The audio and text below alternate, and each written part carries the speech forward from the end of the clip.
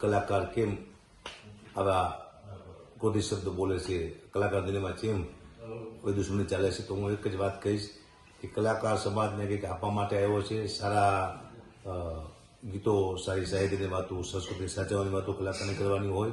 કલાકાર વિવાદમાં કોઈ દી આવવાનો જોઈએ અને સ્ટેજ પર કલાકાર બાદ છે તો સંસ્કૃતિનો થાય શું.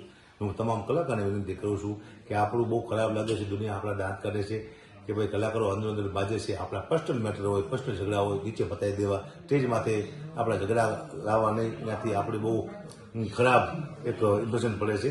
આપ સૌને વિનંતી કરું છું, કલાકારને અને સમાજને પણ વિનંતી કરું છું, હરેક સમાજને, કે આપ સૌ ચોક્કસ આની નોંધ લેજો.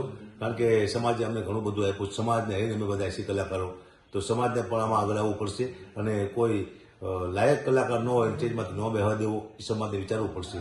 કારણ કે ગરિમા જાળવવી અમારા કલાકારનું કામ છે, સંસ્કૃતિ જાળવવી અમારા કલાકારનું કામ છે.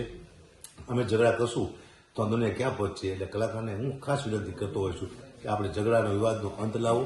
સમાજને જોડવાનું કામ છે આપણું, સમાજને અલગ પાડવાનું કામ છે નહીં. સમાજ બે ભાઈઓ હોય કે કુટુંબ હોય કે સમાજમાં ઝઘડા થયા હોય તો આપણા બોલવાથી ઝઘડા શાંત થઈ જાય, એ કલાકારનું કામ છે. આપણે ઝઘડા કરાવશું સમાજમાં તો કેમ ચાલશે. એટલે તમામ સમાજને વિનંતી કરું છું કે કલાકારમાં કોઈ ધ્યાન આપતા નહીં.